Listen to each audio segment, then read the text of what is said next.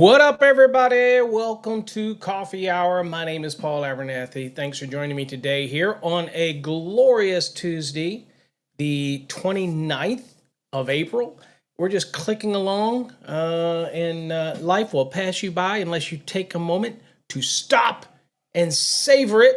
And of course, you're doing that by joining me every morning here on Coffee Hour. Hopefully, you have your coffee today. I am on my second cup of Java, so I'm still good to go. So, welcome. Thanks for being here. Hopefully you had a great Monday. You're kicking it into Tuesday. You got all your plans set, and you're going to make some money today, or grow your influence, or increase your performance, or maybe become that lead person on the job, or maybe that's your goal. Maybe you're thinking about what I got to do to be my own boss, things I have to prepare for. Maybe you're studying for your licensing exam, whether it's your master's or your journeyman or apprenticeship. If you're in many states like Texas, there's like 8 different licenses you could be studying for. So all those type of things. Hopefully you're here joining us this morning for all of that and just getting your day started. So the past 5 days, we've been talking about equipment grounding conductors, the importance of that safety conductor. And kind of we've talked about, if you haven't watched it, go back and watch episodes and the previous episodes, and you will see that we've worked our way up from talking about cable trays to wiring methods to all different types of cable assemblies, the cable being used as an equipment ground, and when you can and when you can't, all this type. We've worked our way up. And yesterday, we really started venturing into 251.22 when it comes to equipment grounding conductors, and that's the holy grail of sizing equipment grounding conductors, 251.22. And there's going to be some changes to 251.22 coming up in the 2026 edition of the NEC. We kind of talked about that just briefly yesterday, but we really got into the color and the identification and when it can be bare and when it can be when it's insulated, it has to be green or green with yellow stripes, and we covered all that previously. So now we're working our way up, and we're going to be looking at the individual components, the most important aspects of individual components in 251.22 A, B, C, D, E, and all the way down to F. And so we'll be looking at those. And of course, if you have any questions, as always, feel free to put them in the comments. That's germane to the topic today, or talking about equipment grounded conductors. If you have a detailed question that you want to be reviewed, just go to paulabernathy.com. Now, paulabernathy.com is a free portal. It's paid for and sponsored by Wix. And it's a simple portal. You just simply put in your question and you'll get an answer via email or in an upcoming podcast. So if you don't get an email, chances are it's being done in a podcast, or it's in the queue to be done in a podcast. So it may not get an email response, that type of thing. Also, I should mention that we have been having issues with emails in the past that go out to Microsoft accounts, right? So if you were at msn.com, at MSN, or at Hotmail, or at Outlook, or at Live, those are all Microsoft products. We have since cleared up that issue, thank goodness. Thank you to Microsoft. And it was due to a previous owner of our IP that caused an issue sending them to those addresses, but I believe it's all clear. And remember, we don't spam you. If you get an email from us, feel free to delete it or read it.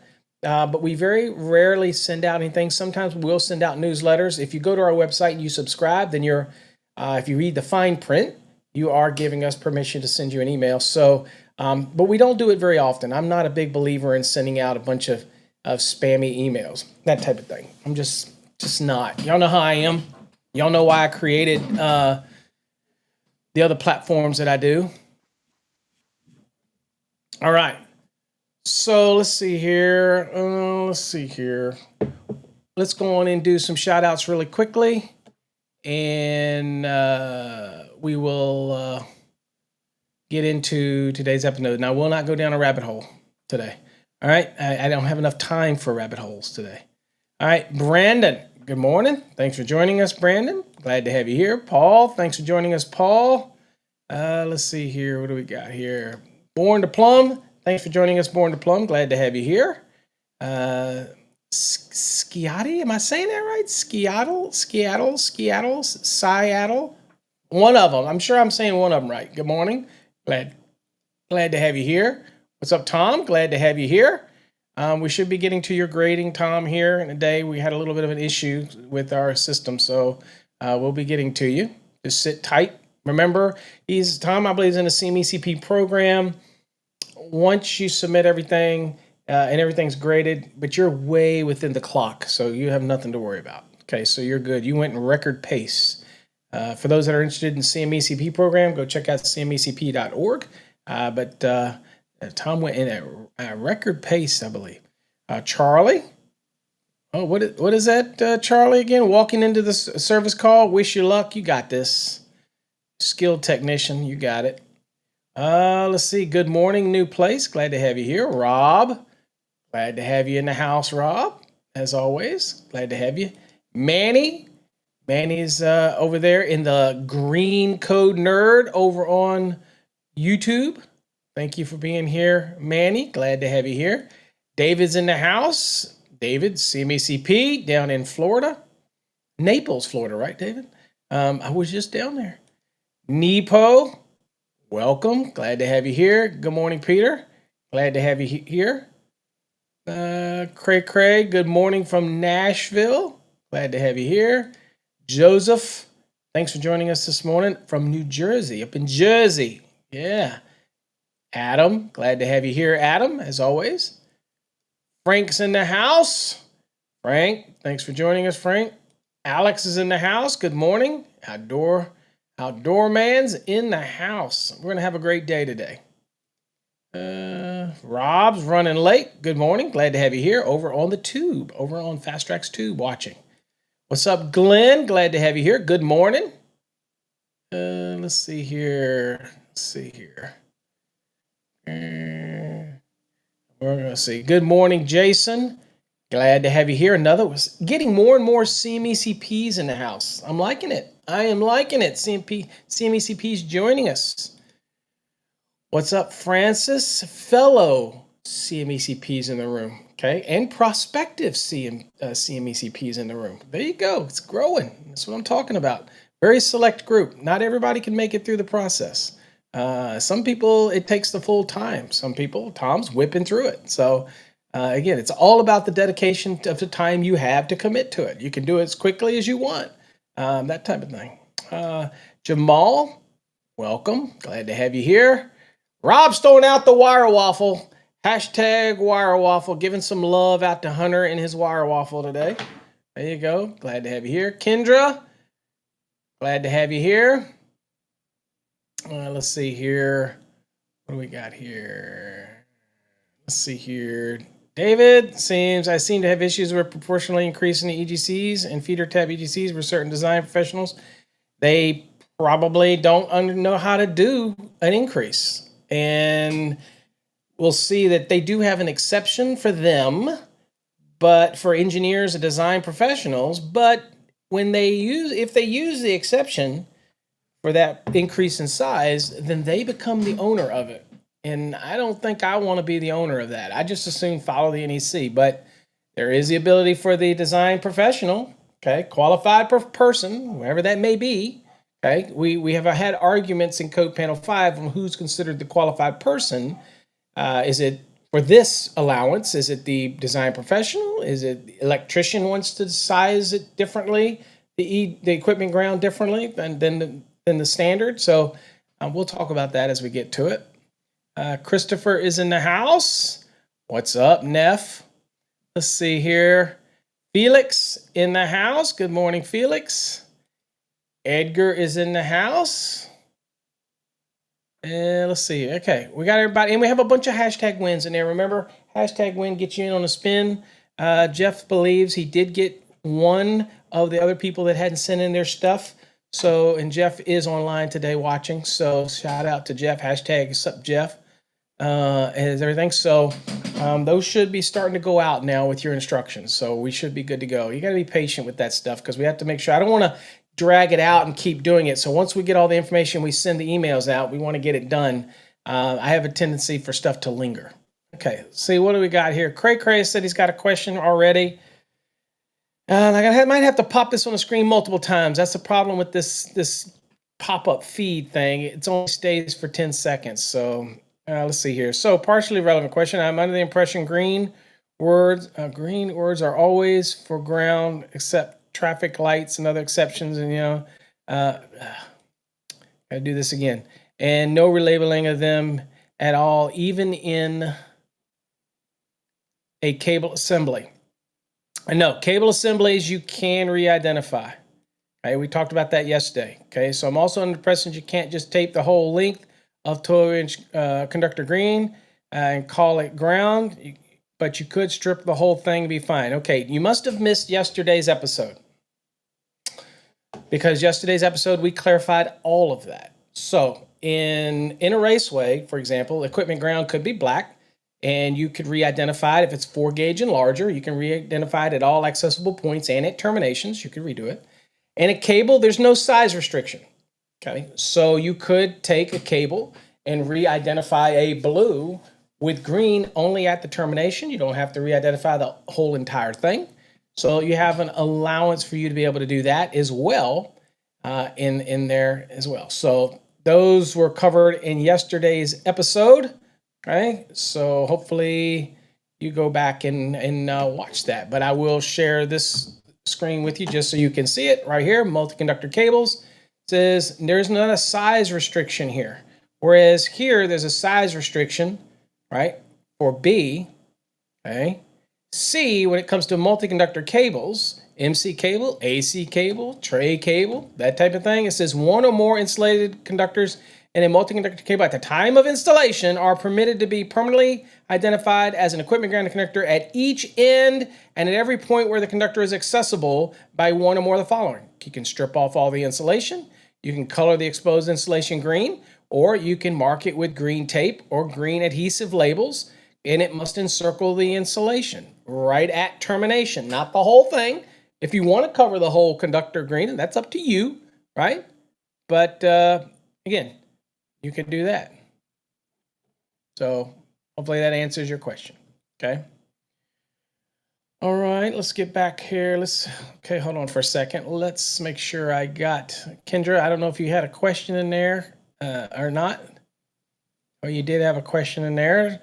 Does voltage drop ever decrease due to gravity? I have no idea. No, I wouldn't think gravity has any effect on it at all. It has no effect on it. It's length. Voltage drop is a length thing.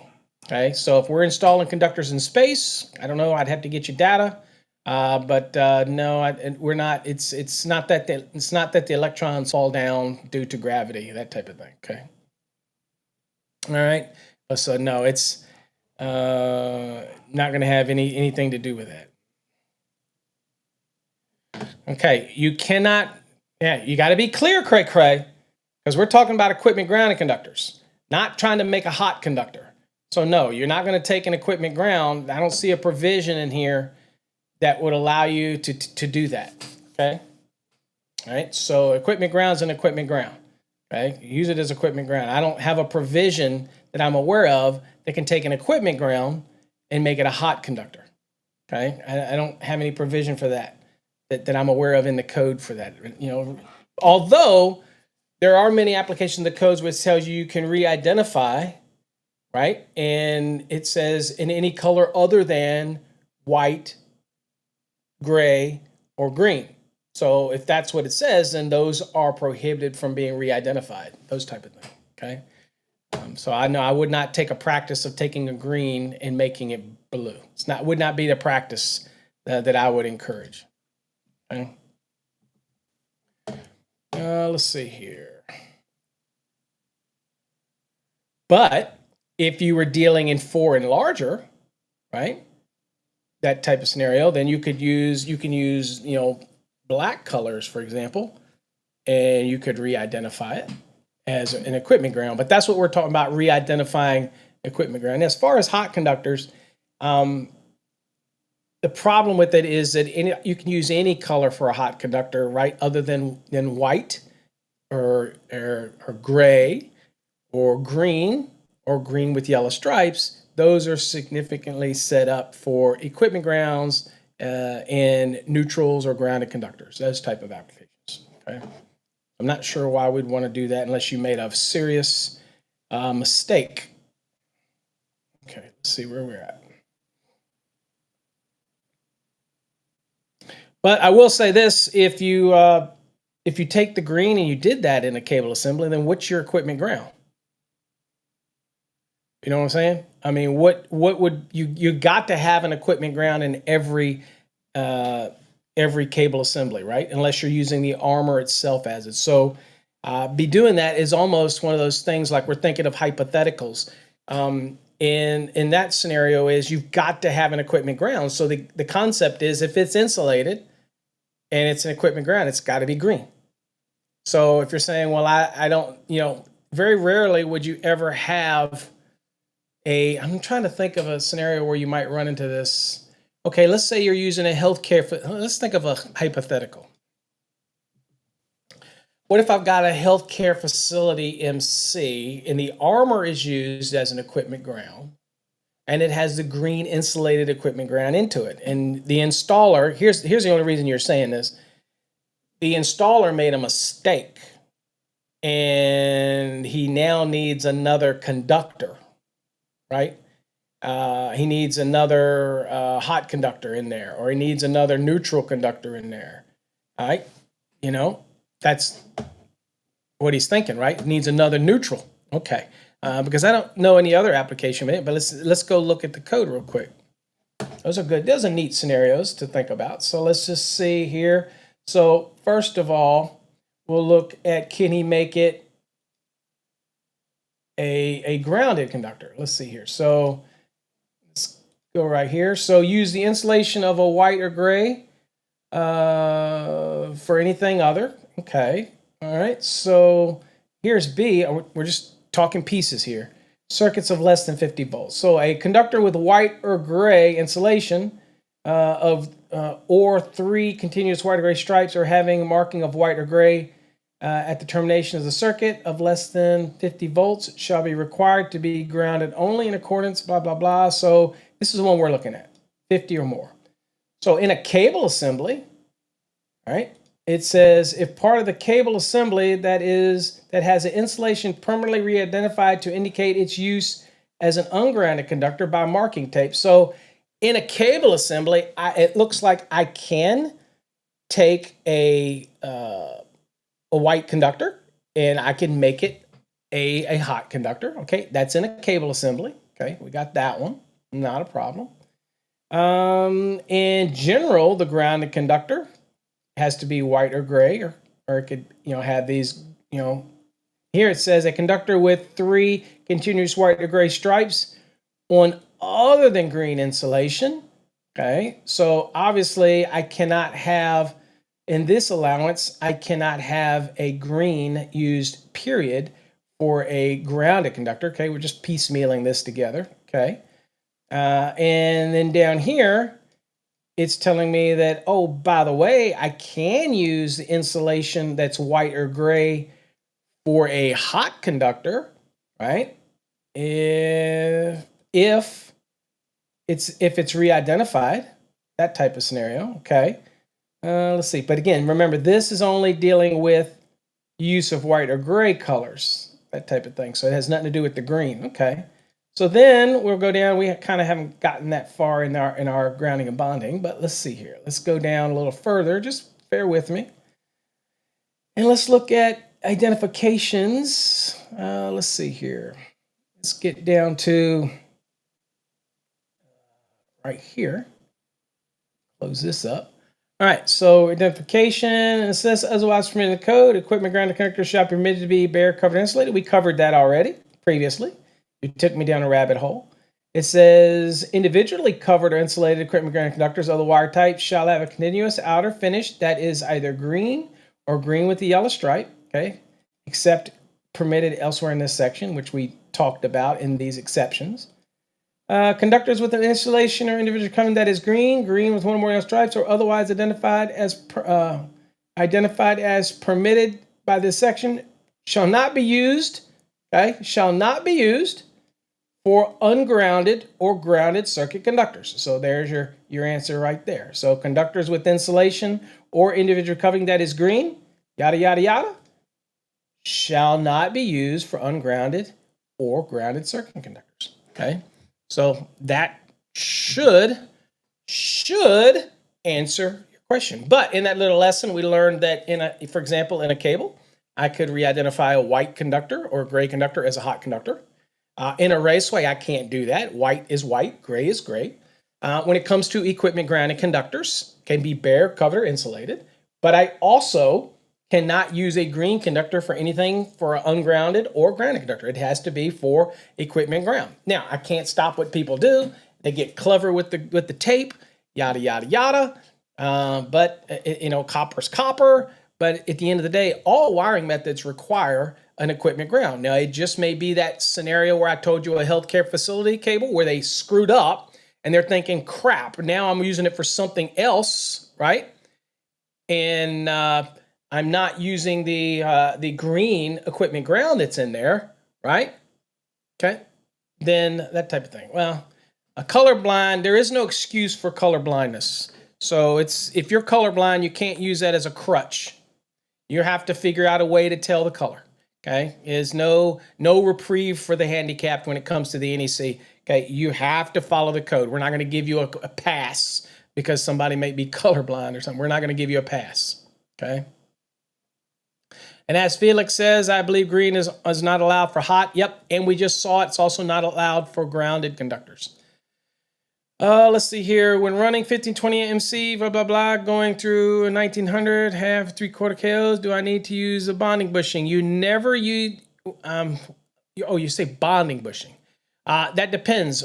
If it's a 1900 box and the KOs are rated for, then that's an allowance in the code, whereas that if you're dealing with over 250 volts to ground, then you have to follow all of the requirements in 250.92b, 2, 3, 4, that type of thing.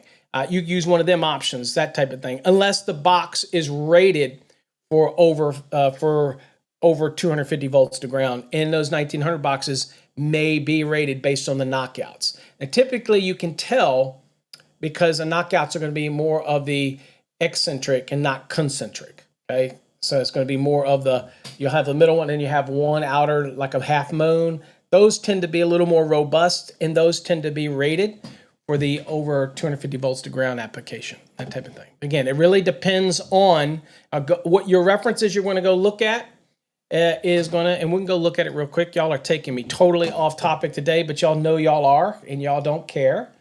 So, it is whatever you want. So I'll take you right here. So this is the over 250 volts to ground application, and it's telling you all these. Now, if your exception is telling you to meet all the requirements of 250.92b, the reason you don't need you can't use B1 because that's the connection to the grounded conductor, and you can't do that downstream. Okay, so you follow all the 250.92, and that is essentially the same you did for services. The only one you can't do is you can't do this one, but you got this option, you've got threaded couplings, you've got other listed things like bonding type lock nuts, bushings, bonding bushings with bonding jumper. But again, it all depends on the box you're dealing with and whether or not the box is rated for that. Or now, if you knock out all the KOs and you have no KOs in your box, right, then you have no eccentrics are not encountered because you cut them all out, right? And then it says if that's the case, then you get to use any of these. So you would just use your normal listed fitting and you'd be good to go. Okay, you wouldn't have to have anything. Okay, so if you remove all the knockouts. But the key takeaway from that is your 1900 box rated for over 250 volts to ground? And it may be. Okay, that type of thing. All right, let's see here. Hopefully I'm just teasing you folks. Let's see here. Lasering by Jeff stopping by using a little hidden name. Y'all check his channel out. Lasering by Jeff over on TikTok. I don't do TikTok anymore, but there you go. Go check it out. Hopefully that answered your question, Craig. Hopefully it did. David, I remember inspecting a pool installation that green conductors were re-identified for grounding and ungrounded conductors. Yeah. Let's see. Cray Cray says, yes, I've seen people retape small whole lengths of green because they had tape and didn't want to strip the whole thing. Yep. Right. Remember that the other allowance, like we said, is in no case can you use a green or green with yellow stripe for an ungrounded conductor, which is kind of the premise of your original question. You are permitted to strip off the insulation on a conductor to use as an equipment ground. We saw that allowance, or tape it, as long as it's a certain size, 4 gauge and larger. But in a cable assembly, the size doesn't matter. So it's because it's inherent to the cable assembly. It's not typically somebody could change that anyway because it's already built into the cable assembly. So it's not changeable. And that's how we had to argue that when we were okay with this re-identification requirement. It was like, look, it's in a cable. It's not going to be changed. Once it's done, it's done. No, there's no reason to be worried about that. All right, let's get on to the topic real quick. So we talked kind of A the other day. And so we're not going to rehash A. A is basically telling you, and we'll go look at the code instead of looking at A on here. Let me go to the code really quickly, the NEC, so we can kind of get back on track what we're talking about. Okay, let me go here real quick, and we'll just do this view. Okay. Let's see here. So we're talking equipment grounded conductors today, guys, so we're not going to be going off on some other tangent today, Greg. Sorry. All right, so 250.122, send your question in to paulabernathy.com if you have a specific question or topic you want to talk about. I got to get back. I got to get back on track. All right, so 250.122A, we kind of talked about this one the other day. So we kind of are picking back up on here. Copper, aluminum, or this other conductor, equipment grounded conductor of the wire type. Okay, wire type does not dictate the size for raceways that are being used as an equipment ground in 251.18. It's just a wire type requirement. Shall not be smaller than table 250.122. Of course, an engineer could make them larger, or it could be larger due to, for example, an increase in size due to something like a voltage drop application. Okay. All right, it says the equipment grounded conductors shall not be required to be larger than the circuit conductor supplying the equipment. So this is the one right here that, remember, if I'm running parallels to a piece of equipment, the parallel sets, like all of phase A, act as the circuit conductors. Okay, and this is where the confusion was, and we thought we got it cleared up, and then the 2026 is going to throw this for a total screw up. But the concept was, even if I paralleled to a piece of equipment, the circuit conductors was the summation or the adding up of all of the, let's say, all of the conductors. Okay, that was considered the circuit conductors. Okay, so when we said it's not required to be larger, if I had 5 sets and they were a 500 kc mil in each raceway, then it would have been, you just take one phase, 500 times 5. And that equipment ground would never need to be larger than that, because that is the circuit conductors, not just individuals, but together running in parallel creates it acting like one conductor. Like all of the A's come together on the lugs, right? You know the paralleling rules. That acts as one conductor. All the B's that come together in parallel, that acts like one conductor. So the circuit conductors are all the A's, all the B's, and all the C's, let's say. So when we read that line that's highlighted, up until 2026, we've all known this to mean, look, that means that I never have to have an equipment ground larger than the circuit conductors that are supplying the equipment. But if I have a piece of equipment that's being fed by parallel sets, then the circuit conductors are the summation of all the A's, all the B's, and all the C's, right? So I just use the A's. One set's all you need. So if it's, again, 5 sets of 500 kc mil, then it would be 500 times 5, okay? So that would be, what is that, 2,500,000 circular mils. Well, my equipment ground would never need to be larger than that. But what it did mean is that my equipment ground may be larger than those circuit individual conductors in each raceway. Well, that's going to change for 2026, okay? And it never needs to be larger than the largest ungrounded conductor in the raceway. So in this case, if I had 5 sets of 500, the equipment ground would never need to be larger than 500. Even if the NEC table 250.122 says that it had to be larger than 500, coming up in the 2026 edition, it never has to be larger. And I don't agree with it, but it is what it is, and I'll teach what it is. But that's where we're at. And I don't know where that came from, because the language you see in blue is based on, and I had a pre-approval in 2023. We all agreed to it. It was in writing. Everybody knew it. NFPA had an informal opinion on it. And then all of a sudden, out of the blue, it changed during the 2026 cycle with no justification. It just changed. And then nobody submitted any data. Nobody submitted any tests. Nobody did anything. So, yeah, at the end of the day, there you go. That's what it was. All right. Anyway, so that's that little lesson. Now, it says if a cable tray, raceway, or cable armor or sheathing is used as an equipment ground as provided in 250.118, that's the list. Okay. Then it says it shall comply with 250.485 or B4. Okay. So this just means it has to be complete low impedance effective ground fault current path, and you have to do everything that you need to do in order to make that a low impedance effective ground fault current path. Tom, you saw my input. You should have been there during the meeting, because it was just me and Joe Andre, the only ones that spoke up about it. Everybody else just believed whatever the other guys said, didn't take or question them, didn't give them any questions. Even the chair didn't question it. And that's the responsibility of the chair to say, hey, look, y'all are introducing material that has no data to substantiate it. Something we've been doing for decades. You're changing with no data. But that's what happened. And so, well, I just pray nobody gets hurt. Okay. All right. And then the last one says equipment grounded conductors shall be permitted to be sectioned within a multi-conductor cable. This is very common for variable frequency drive type cables and things like that, where they'll section it and they put like 3 of them in there, 3 equipment grounds in there around the cable assembly. That's very common.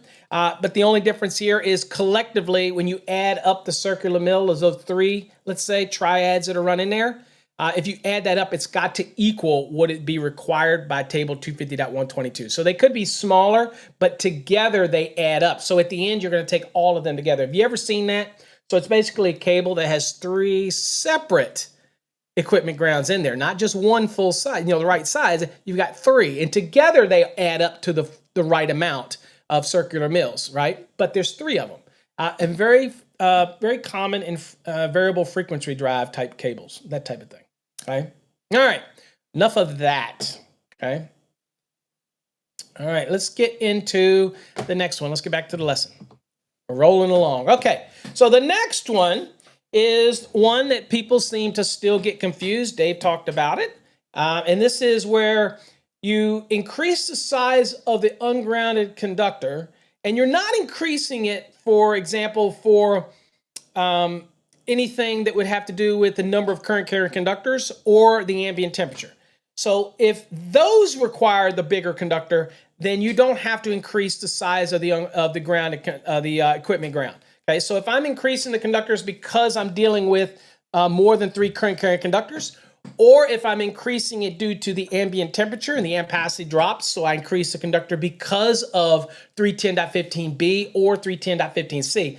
If that's the case, then I don't have to increase the size of the equipment grounded conductor. Okay, that's very important. Okay, so as you see it right here, if it's other than these requirements, okay, and what would be other than these requirements? Well, the most common one would be because of voltage drop. So voltage drop is not a requirement in the general sense. Sensitive electronic equipment, applications, sure, things like that, but not under the situation of normal. It's a recommendation, and I believe it's a good recommendation because it keeps equipment working within its optimum voltage range so they don't prematurely burn up or wear out prematurely. Again, and it affects performance, and it could overheat, and as long as everything else is sized right, it shouldn't be a safety concern. But at the end of the day, we're forcing everything in the code about efficiency, like energy codes and all this other stuff. So if that's the case, then we should be really thinking about the efficiency of circuits that are fed, that they get an adequate voltage range and it doesn't drop below a certain value, right? So while voltage drop, for example, is not a requirement per se for general applications, if you're dealing with the International Building Code and you're dealing with the International Energy Conservation Code, they do require you to take voltage drop into consideration. I don't know if you knew that or not. So if you're doing residential, it's not going to impact you. If you're doing commercial and your jurisdiction enforces the International Energy Conservation Code, then guess what? There is a voltage drop provision in there for commercial applications. Now, whether it's being enforced, whether your local AHJ even knows about it, whether or not your electrical inspector, who in many cases are disconnected from the IECC or the building code stuff, they may not know aware of it, but it is in the International Energy Conservation Code. And if they enforce that, then there is a voltage drop requirement in there. Okay. But as far as NEC, for general applications, voltage drop is not a requirement. For an exam, you need to know how to do the voltage drop, because even on an exam, I don't know why today they still ask voltage drop questions on an exam without putting it in the context of where the voltage drop for like fire pumps or where the voltage drop for like a sensitive electronic equipment, which those aren't the normal 3% voltage drop for branch circuit applications. They're different. So I don't know why we still put those on electrical exams, because it's not a code requirement. And I like to think of exams being code requirements, that type of thing. So, but anyway, they're there. So make sure you know how to do voltage drop calculations, okay? And if you're in our Fast Tracks program, if you're interested in that, there's the URL up there in the logo, fasttracksystem.com. You can learn how to do voltage drop, and we have videos on that over on Fast Tracks Tube if you're interested in that as well. All right. So again, if the ungrounded conductors are increased in size for any reason other than required by 310.15b or 310.15c, okay, that's an important thing to remember, guys. If you're increasing the size of the conductors because of an ambient temperature issue or the number of current carrying conductors, then it does not impact the equipment ground. It's still going to be based on the size of the overcurrent protected device. That's an important thing to remember. Now, wire type equipment grounded conductors, if installed, because you know what? You don't need to install one if you're using EMT, if you're using rigid, if you're using IMC, if you're using AC cable, you're not going to have a wire type equipment grounded conductor. But most engineers will spec one out and you install it. Now, I've told you before, even if the raceway qualifies as an equipment ground, you don't get to say, well, the wire type one doesn't have to meet the code. That's not true. If you install it, it needs to meet the code. Even though in your mind you may think it's redundant, still needs to meet the code. Okay? So don't undersize it. All right?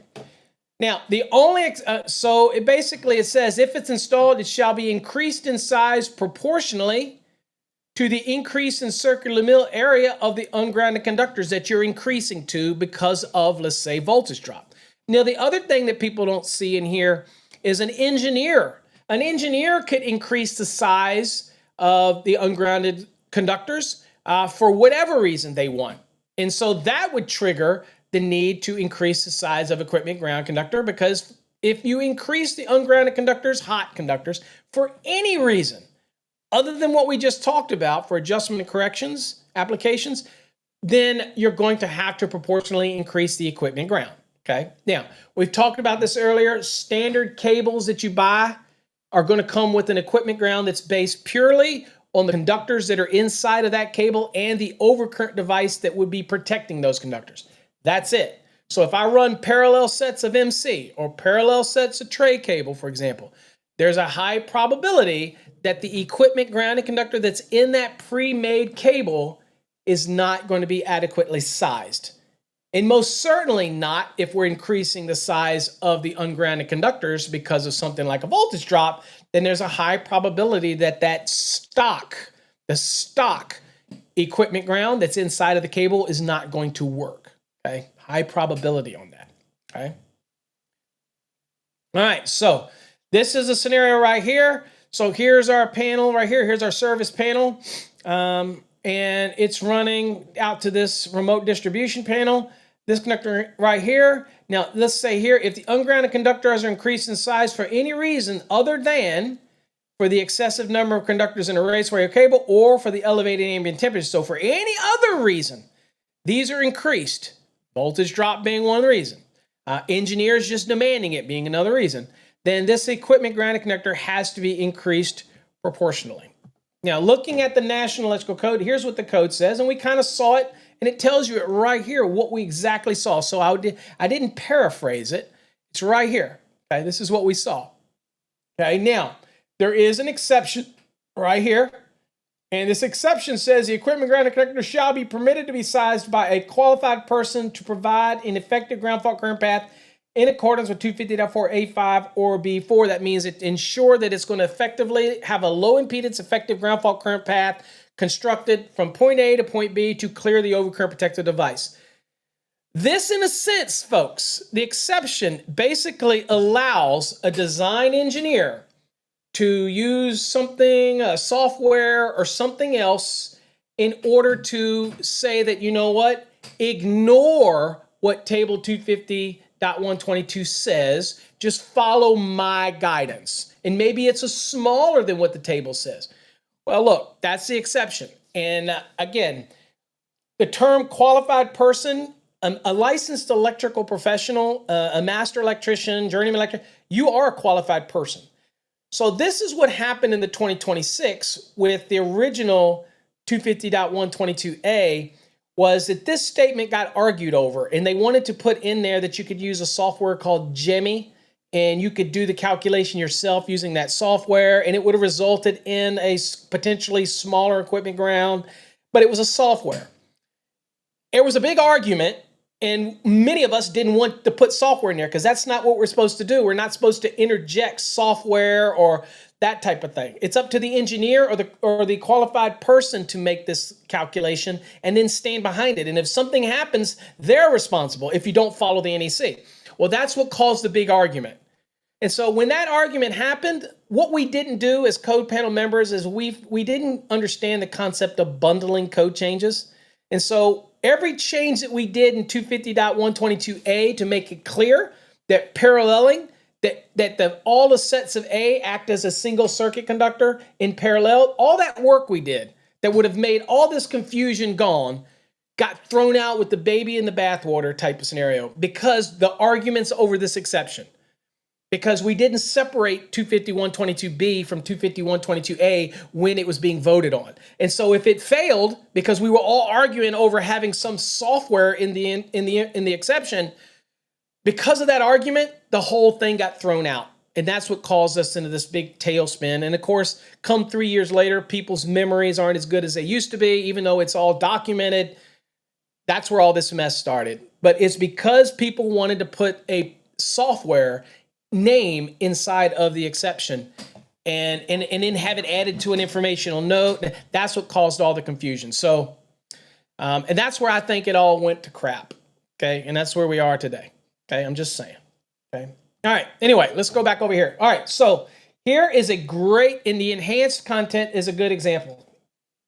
All right. So let's read this real quickly. It says, generally, the minimum size EGC is selected from table 250.122 based on the rating and setting of the feeder or branch circuit overcurrent protected device. Absolutely correct. It says, where the ungrounded circuit conductors are increased in size, the EGC must be increased proportionally. This will lower the overall impedance of the ground fault circuit return path, which will facilitate operation of the overcurrent protected device in the event of a line to ground fault. So let's look at the example here. So I have a 120 volt single phase, 250 amp load.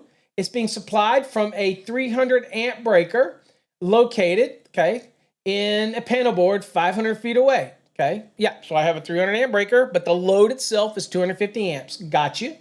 It says the conductors are 250 kc mil copper installed in rigid non-metallic conduit, okay? So we're talking PVC, okay?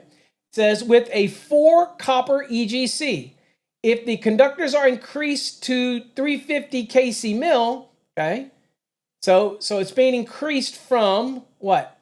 Okay, so if this says it's 250, right, but we're increasing it up to 350 because of voltage drop, what is the minimum size for the EGC And it doesn't say voltage drop here because they're just increasing it for any reason they want.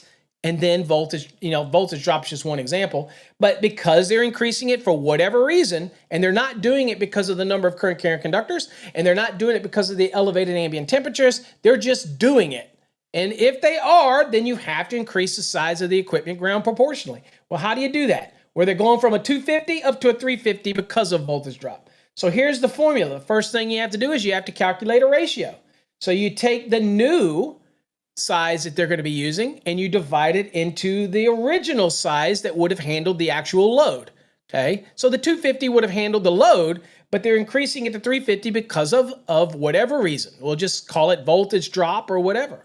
So this creates a 350,000 circular mil divided into 250,000 circular mil, and it gives me a 1.4 ratio. Okay, now the original equipment ground that would have been perfectly sized for this circuit, okay, perfectly sized for the 300 amp breaker, was a 4. Okay, then that would have been, if you go to chapter 9, table 8, okay, you will see that the circular mils for the 4 is 41,740. So increasing it proportionally is taking this ratio and multiplying it by 41,740, which is the circular mils for the original 4. So 41,740 times 1.4 is 58,465.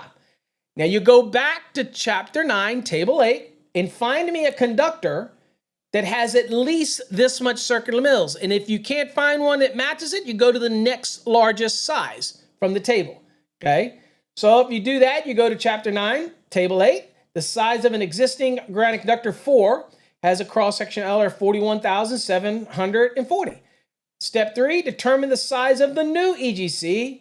Again, referring to chapter 9, table 8, we need to find a 58,436. Okay, is larger than 3, so we're going to have to go to the next size up. So 66,360 is perfectly fine to handle, okay, that 58. That's not a problem. So that's what we're going to go with. So we had to increase it to a 2-gauge copper, okay?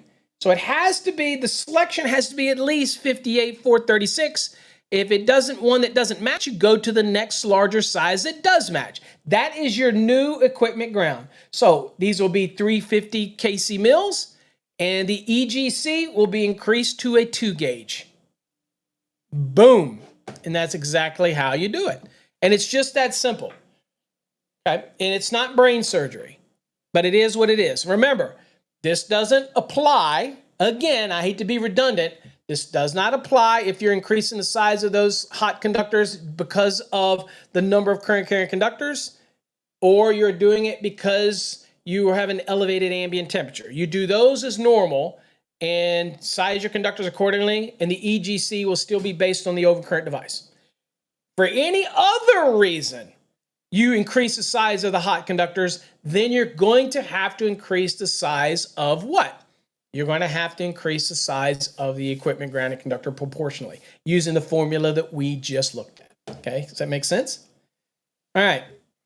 The next one we're looking at is multiple circuits. Okay, so the requirement says a single equipment grounding conductor is permitted to be installed for multiple circuits that are installed in the same raceway, cable, trench, or cable tray. It is required to be sized from table 250.122 for the largest overcurrent device protecting the circuit conductors in the raceway. Again, this is for one single raceway, okay? They're all in the same raceway. All the circuit conductors are in the same raceway. It says equipment grounded conductors installed in cable trays are required to meet the minimum requirements of NEC 392.10 B1C. That means that you can have an equipment grounding conductor in a cable tray where typically conductors in a cable tray, single insulated conductors or single conductor cables, have to be 1 aught and larger, right? Well, equipment grounding conductors can be in a cable tray and they can be 4-gauge and larger, okay? So there you go. Now, of course, if it's in a cable, we don't care what size the conductors are as long as they're compliant to whatever the cable assembly is, okay? We're talking single insulated conductors, okay? So that's what this reference talks about, okay? So while typically single insulated conductors in a cable tray have to be 1 aught and larger. You do have the allowance for equipment grounds to be 4 gauge and larger in there, that type of thing. And they also do not have to have CT use or cable tray use. That means they get evaluated for flame propagation. They do not have to have that marking on them because they're equipment grounded conductors. They're typically not going to carry current, okay? All right. All right, let's see here. All right, so here's what we're talking about right here. So in this scenario right here, I've got multiple circuits running in this, and we'll assume the raceway sized properly, yada, yada, yada. Everything's done right in accordance with raceway fill, you know. And so I've got a circuit in here that's a 60 amp circuit. I've got a 30 amp circuit in here. I have got a 20 amp circuit in here. I got a 50 amp circuit in here, yada, yada, yada. All right. So this can have one equipment ground, and the code permits this in 251.22c. Now, once you get down to the junction box where things split off and go wherever they may go, then you're going to size the equipment ground that goes with that circuit based on the overcurrent device that supplies that circuit. But in order to get from here to, let's say, the junction box where that branching off takes place, then I only have to have one equipment ground running, but it's going to be sized based on the largest overcurrent device for the circuits that's in that same raceway, okay? So again, we're going to be basing this equipment grounding conductor based on the 60 amp device. Even though I've got a 30 amp circuit in there, a 20 amp, and a 15 in there, we're going to base this right here. This is going to be a 10.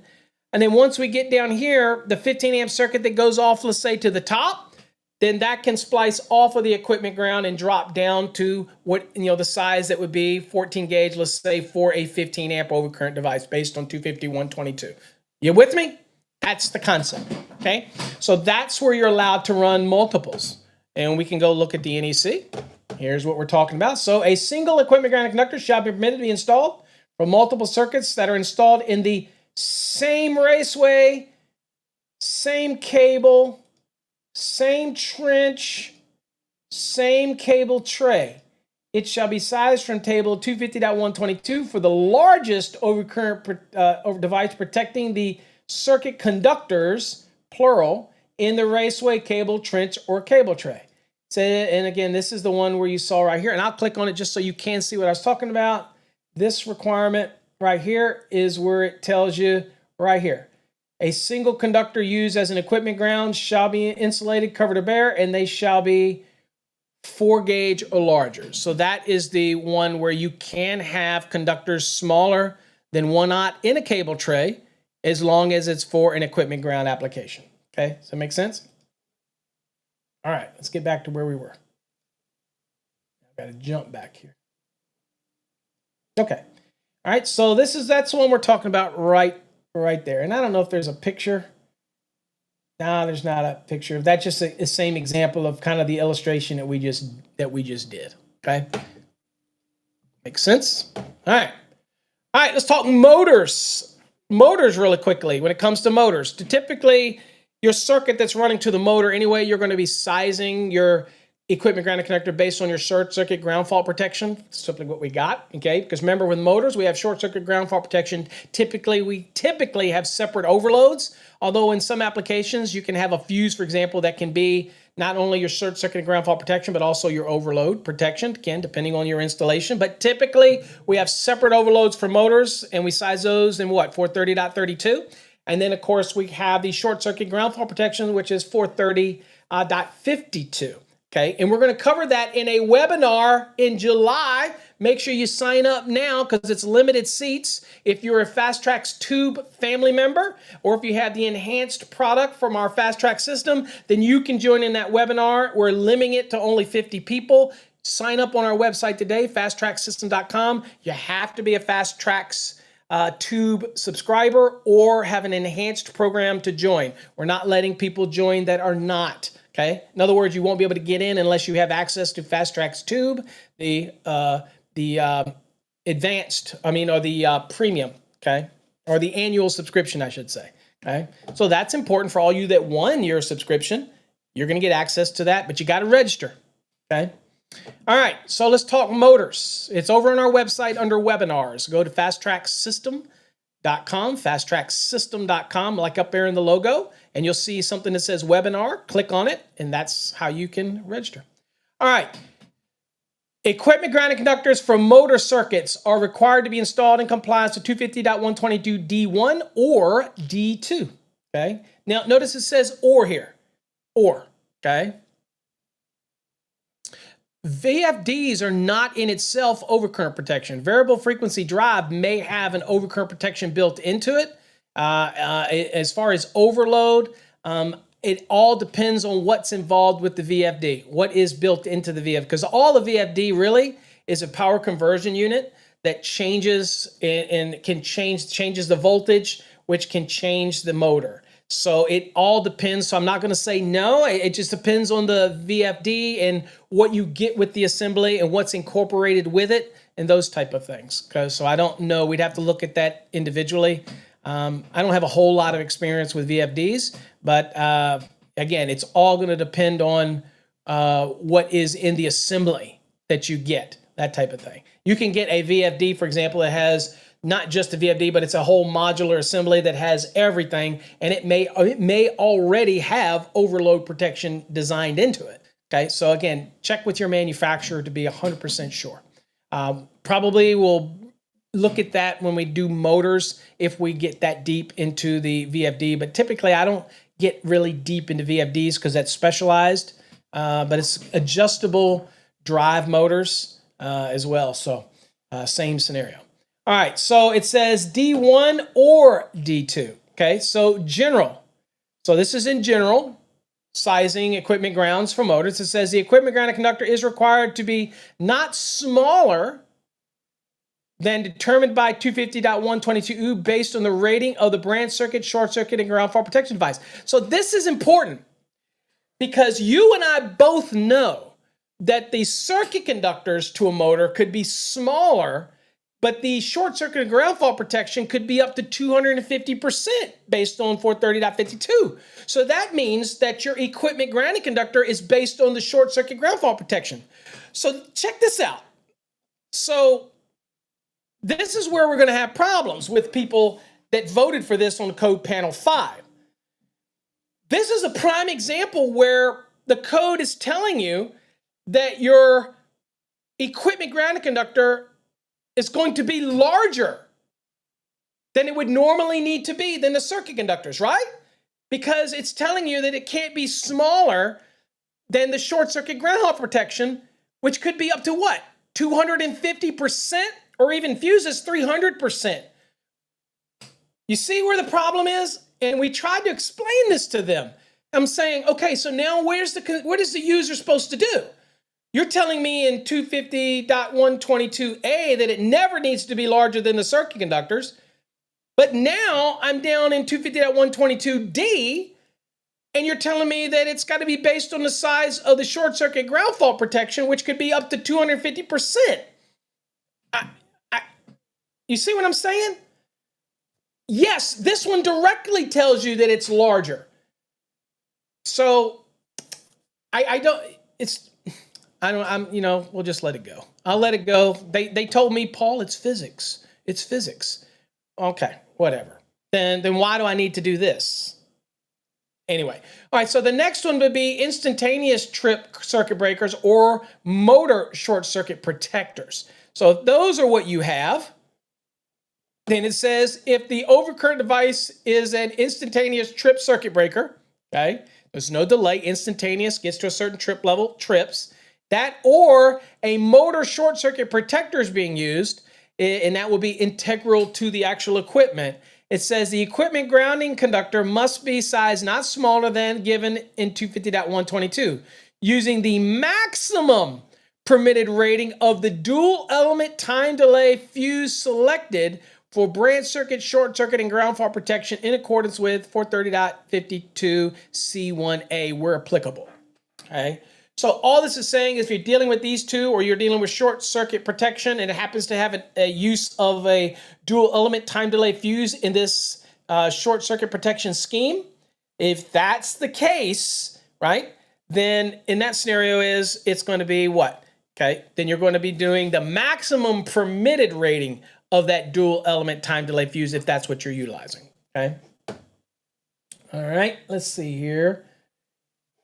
Let's go back. Oh, we're already on the lesson, so that's fine. Okay. We're not going to talk about E, although I'm going to go look at E just to look at it, but we're not going to talk about it in the lesson. E is the flexible cord in fixture wire. It says the equipment grounded conductor in a flexible cord with the largest circuit conductor is 10 or smaller than the equipment grounded conductor used in the fixture wire of any size in accordance with 250.4 shall not be smaller than 18 copper and shall not be smaller than the circuit conductors. Okay, so obviously can't be smaller than 18. A lot of times this is what you're going to get for the fixture wire or flexible cords, a fixture wire going down to some of the hanging pendant type luminaires and whatnot.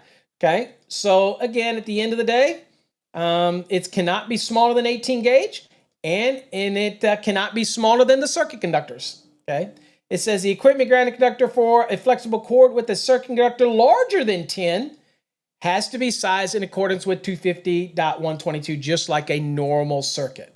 So you only get reprieve when you are smaller than 10, okay? And even then, it can't be smaller than 18 gauge, and it can't be smaller than the circuit conductors. But in no case, it can't be smaller than 18 gauge for the equipment ground.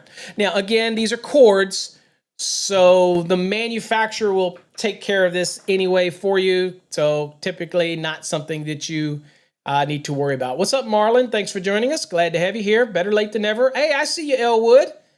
You're in here. Okay. All right. So now let's go on to probably the one that's the most confusing, and we'll just kind of cover the most important aspects of this one. And this is if we're going to be running conductors in parallel. Now, the first one, 250.122, F, and we're dealing with F1. This is talking about conductors in raceways, auxiliary gutters, and cable trays, where they're installed in parallel in a single raceway or single cable tray supporting system, okay, or a single auxiliary gutter, things like that, okay? Here's what it says. Requirements for conductors in parallel, all right? Again, we're not talking about multiple cables yet. We're just talking about conductors being installed in parallel, okay, inside of a raceway, auxiliary gutter, or cable tray, that type of scenario.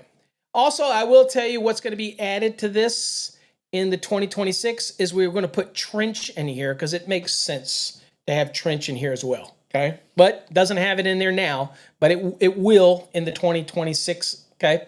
All right, so here's what it says. Conductors installed in raceways, auxiliary gutters, or cable trays. It says single raceways or cable tray, auxiliary gutter or cable tray.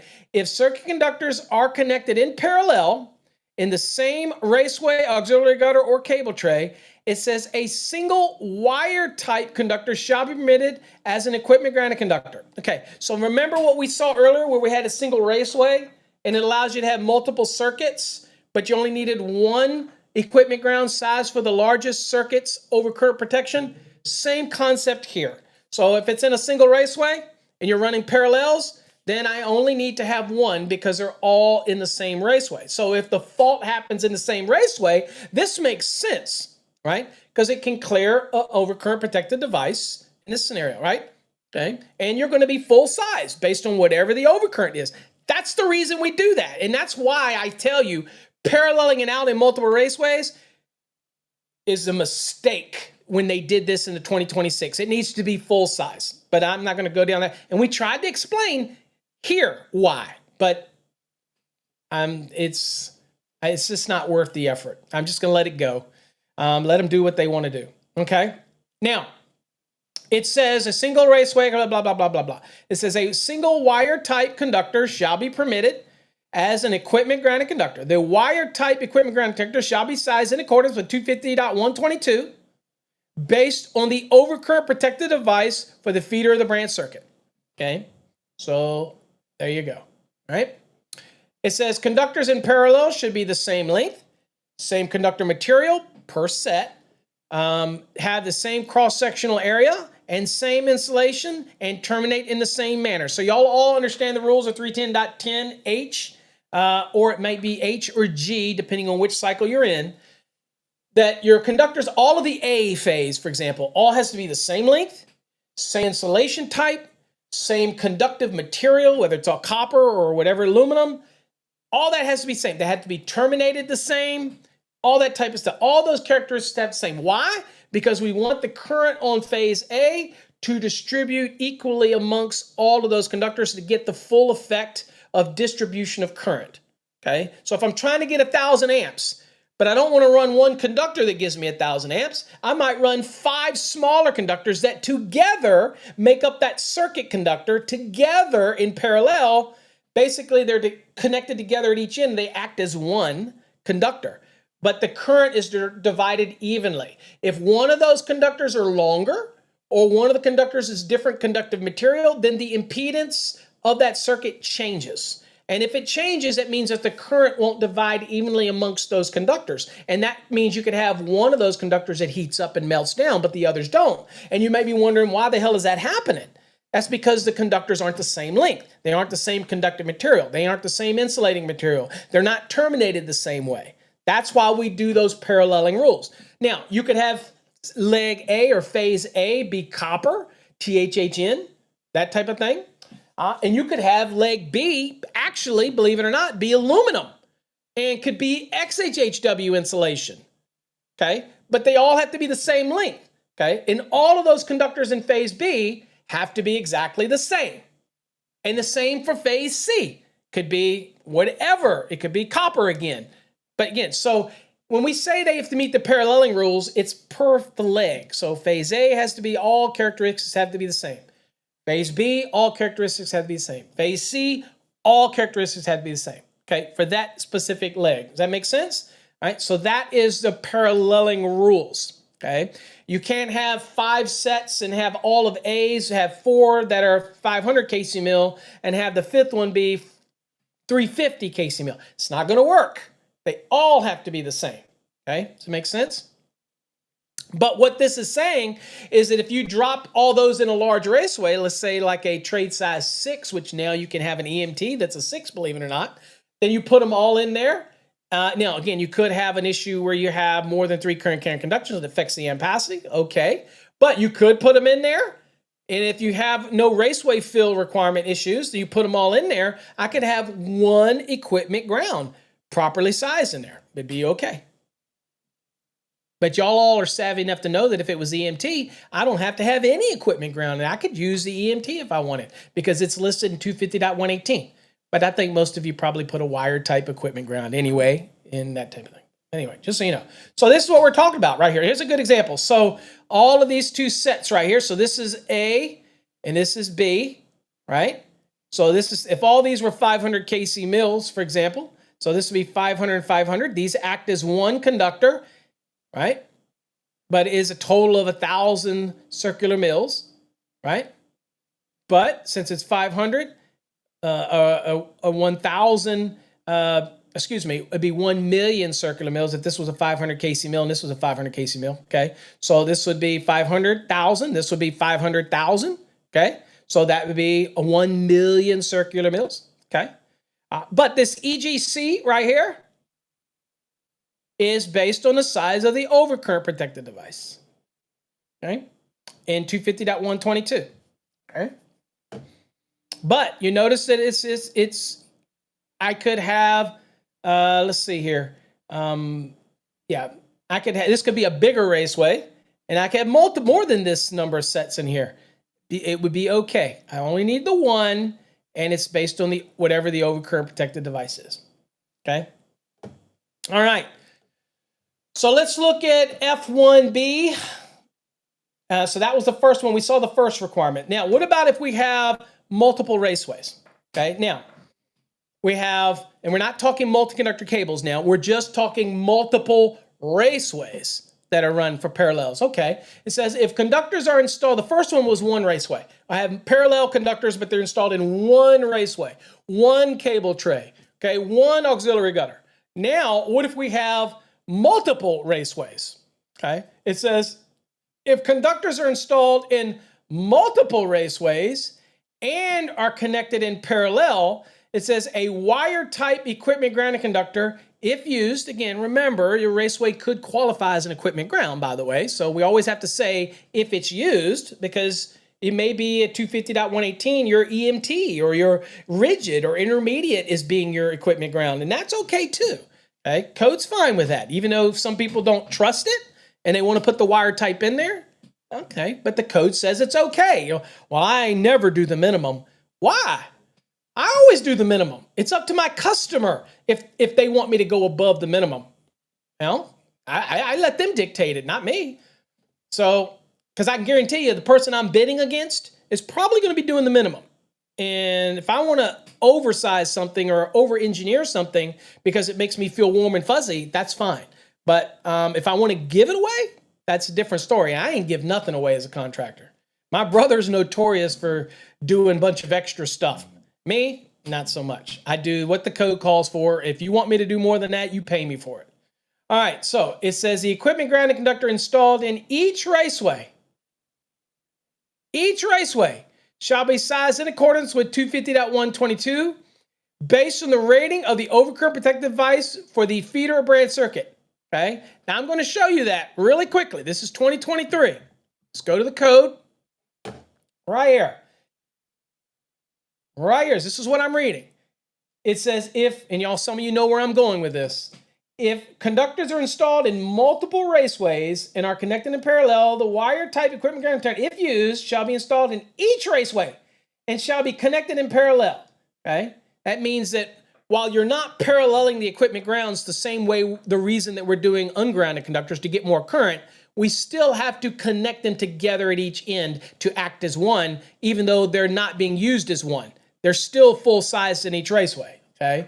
That's where people tend to get it confused because of this little statement right here. But it's just a method of how you're connecting them at each end. That's all.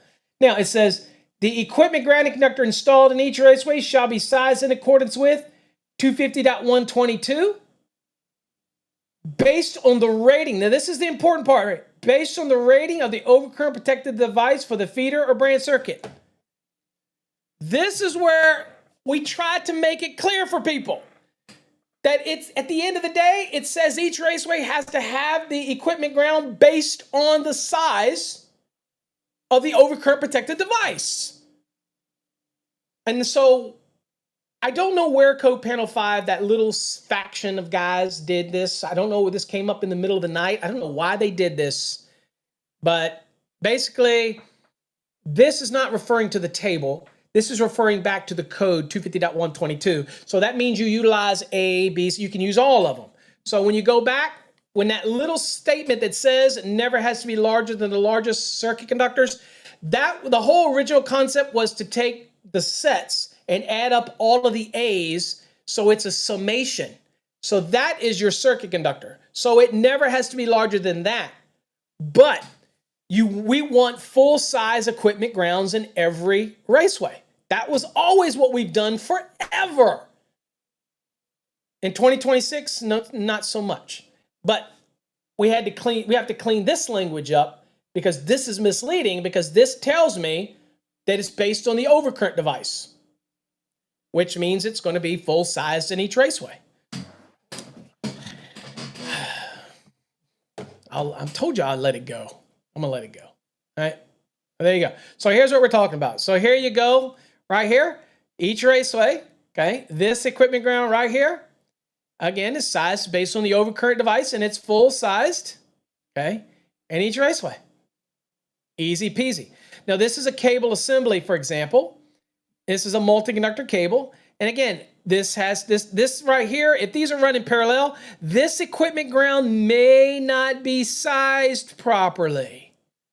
Okay? Because this single cable is based on this supposed to be protecting these two conductors at their ampacity. But now you're putting it in parallel, so you're having increased ampacity because you're running them in parallel. This EGC may or may not be sized large enough. Okay? All right?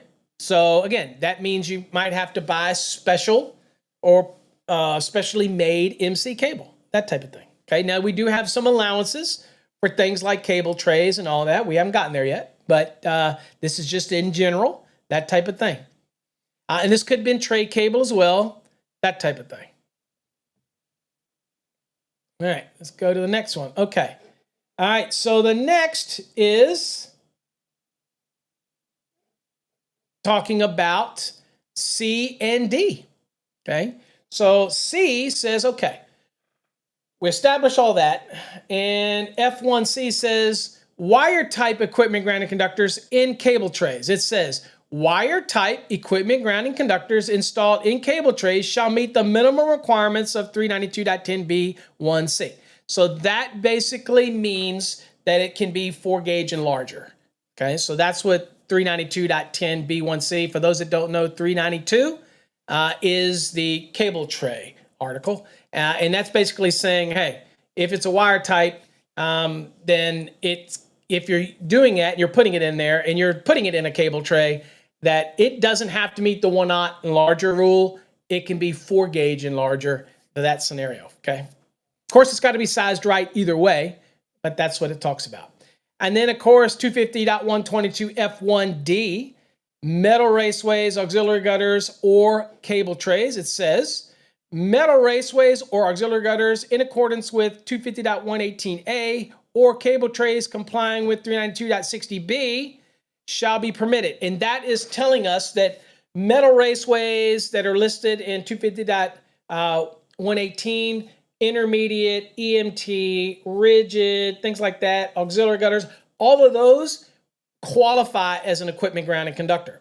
For a cable tray to qualify, it's got to meet the requirements of 392.60B, means it's got to be listed for that application. And then again, there's a host of things you have to do. If it's segmented, you got to make sure it's continuous with bonding jumpers or some kind of mechanical means that would connect the two, okay? And just to show you the code, what we're talking about, we're talking about these right here, okay? All right, so that's what we're talking about right here. This one, okay? And then, of course, D. That's all it's saying. All right? Okay, let's go to, oh, excuse me, we're not doing that one. We're doing this one. Sorry, right here. This is the one we're at. Right, sorry about that. We went a little too far. So this is the one we're talking about, equipment type, again, when it's in cable trays. And again, this right here, I'll pop it up just so you can see it. That is the one, for example, again, right here. Right there. Single conductors used as equipment grounding conductors shall be insulated, covered, or bare. Yes, you can have bare conductors in a cable tray.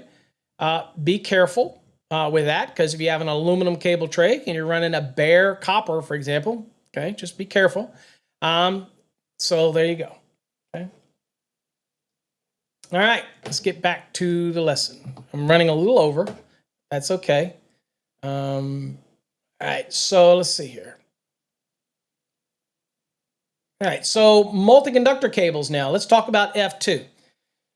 All right, so when it comes to multi-conductor cables, we're going to be looking at allowance here. This is the only significant change that we're going to see here for the 2026 is they're rewriting it to align it to that reference that I don't like about never having to be larger than the largest circuit conductor within the raceway. They tried to do a good job of matching it up, and I don't think that the code panel did. They didn't listen to me, and they didn't listen to Joe Andre in that scenario. But anyway, so let's look at the requirements, okay? So 250.122F2 multi-conductor cable applications. This would be like a tray cable. This would be like an MC cable, that type of thing. It says, except as provided in 250.122F2C, which we will look at, which is the one we're talking about, where you could run a single conductor in there with the multi-conductor cables, where the equipment ground's too small, but we're going to give you some reprieve for how to do this, okay? That type of thing. So other than that, it says, except for that, it says the equipment grounding conductor for each multi-conductor cable shall be sized in accordance with 250.122 based on the overcurrent protected device for the feeder or branch circuit. Okay, so that's just our first statement saying, look, you need to make sure that the equipment ground in all of these cable assemblies, okay, are what? Are going to be properly sized based on the overcurrent protected device. Okay, that's what it's saying. Without a doubt. Okay, now again, this portion right here, this portion right here. damn it. This portion right here, this front loading portion right here that my mouse is going over, that has to do with this down here. So it's saying, except for this one that we're going to look at down here, generally it's saying the equipment ground and these multi-conductors have to be sized based on 250-122. Okay. The next one is B. It says, if circuit conductors of multi-conductor cables are connected in parallel, the equipment grounded conductor in each cable shall be connected in parallel. That makes sense. So what that means is if I have multiple MCs and I have each one of those have equipment grounds, then they're going to be connected at each end the same way that we did circuit conductors in parallel. In other words, and the same common type of lugging, so they all act as one. Okay. It doesn't mean it has to meet the same requirements as you would have as far as everything else. We're not paralleling the equipment grounds in order to get more current. Okay. It's not what we're doing. Okay. But it still has to be connected in parallel, the ends. Okay. Next is C. Now, C is probably the one that's gives people a lot of leeway with existing product. And here's what it says. It says, if multi-conductor cables, MC cable, tray cable, those type of things, are paralleled in the same raceway, auxiliary gutter, or cable tray. Okay, so they're in auxiliary gutter, they're multi-conductors, they're dumped in the same support system cable tray.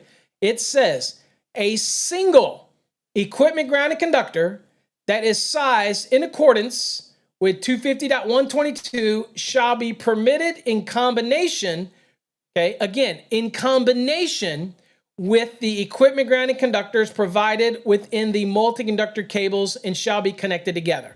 So basically that is, and I thought I had a picture of that, but maybe I don't. So let's bring it back to me. So what that means is if I have 3 MCs, and let's say the equipment ground is not sized properly for the parallel application because we have a larger overcurrent protected device because we're running those multiple cables in parallel. So we're trying to get more current, so thus a larger overcurrent device. Well, that larger overcurrent device would have required, based on 250.122, would have required a larger equipment grounding conductor, right? Well, the one that's inside of each cable isn't sized properly because you saw that we're required to size it what? Full size based on the overcurrent device in each cable assembly. Well, it's not going to comply. So rather than get me some specially made MC or some specially made tray cable with an oversized equipment ground, this is saying, look, I'll let you use a stock MC. I'll let you use a stock tray cable. Put it in this cable tray, and you can run a single equipment ground with it right next to it in the same tray. Run it right there next to it as long as it is sized fully to what it would normally be based on that overcurrent device. And then when you get at each end, make sure you bring all of those equipment grounds together, not just the full-sized one, but also the 3 smaller sized ones all together on the same terminal bus. If that's the case, then we'll let you do that, and you can use a stock off-the-shelf MC or tray cable or whatnot without doing anything, okay? So that's what this rule is allowing you to do, okay? And it's been a game changer for many people if you're installing them, for example, in a cable tray, which is a support system. Now, this is really, to be honest with you, no different than what we saw for a single raceway where you could have multiple circuits in one sized equipment ground for the largest circuit. Essentially, same concept, right? But this is specific to this application, okay? And then lastly, let's look at D. So D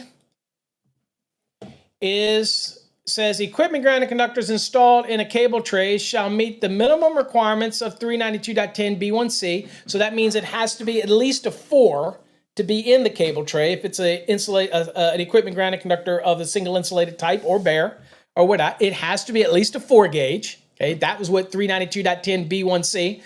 The code may allow it to be smaller, but in order to go in the cable tray, remember, it says that it can't be smaller than 4 unless it's part of a cable assembly, that type of thing. So single insulated conductor being stuck in a cable tray has to be 4 and larger. Even if the code would have said, based on the overcurrent device, that it could have been smaller, still required to be a 4, okay? So cable trays complying with 392.60b, metal raceways, and in accordance with 250.118a, that's the different types of allowable wiring methods for use as an equipment ground, shall be permitted as an equipment grounded conductor. Okay, so this little table is out of the course, a grounding and bonding course, by the way, and it kind of wants to show you something. It's kind of interesting. Here you see the overcurrent protected device, a 200 amp. For 200 amp, typically the minimum size per the NEC, 250.122, is typically going to be a 6 gauge. Okay, so I'll show you that really quickly. If we go to the PDF, I'll show you the table and just kind of show you what I'm talking about, what it means. So here's the table. So as you can see here, here's the 200 amp, right? So as you can see, this is the table. It would be a 6. But remember that if you're putting it in a cable tray, then the code says that the equipment ground can't be smaller than a 4. So it's 4 or larger.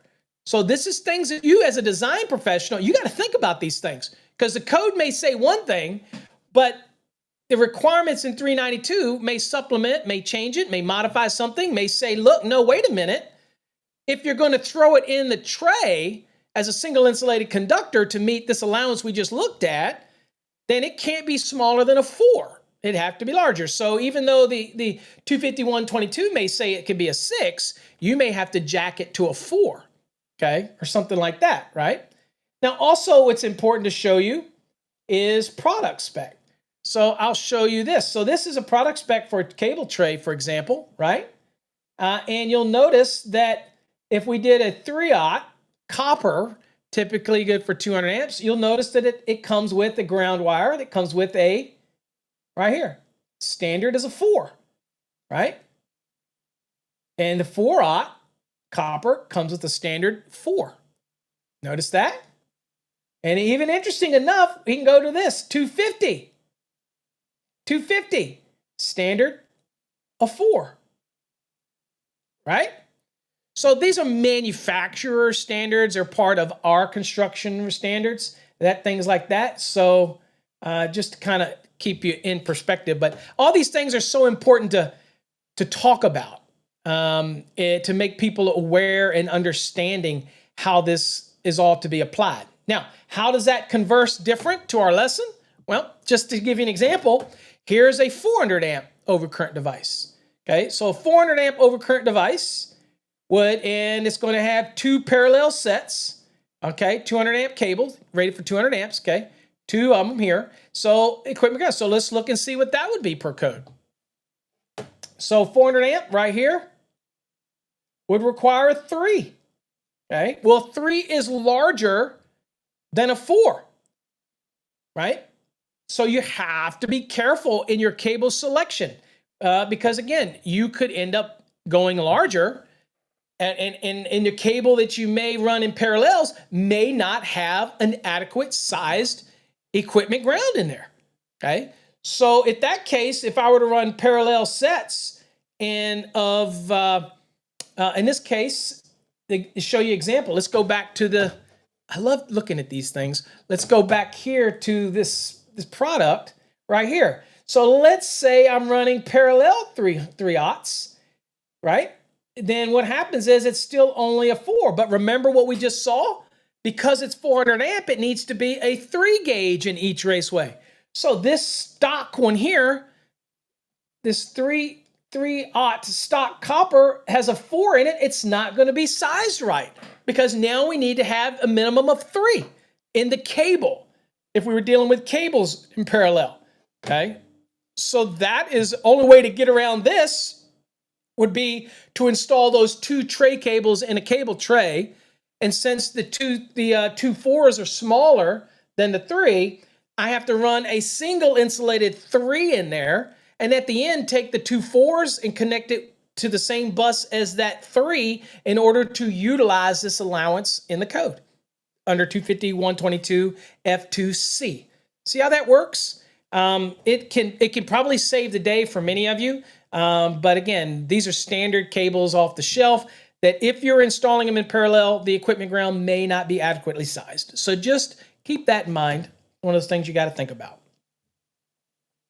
All right, and this is what we're talking about. 250-120 provides if the multi-conductor cables are installed in parallel in the same raceway, auxiliary gutter, or cable tray, again, a single equipment ground is allowed. And we just went through this long exercise on how to do that. And this is what we're talking about. This looks kind of weird, but don't worry about that. So here we're running it. And so see, these two aren't properly sized because they're part of a stock MC.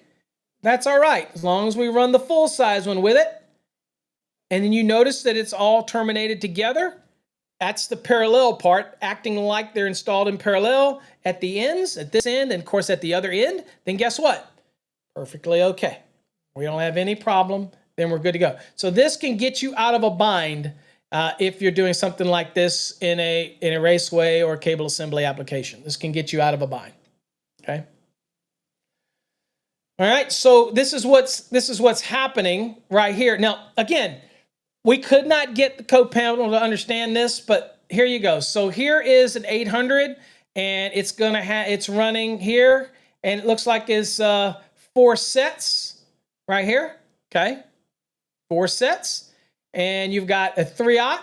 Okay, 3/0, 3/0, 3/0, 3/0.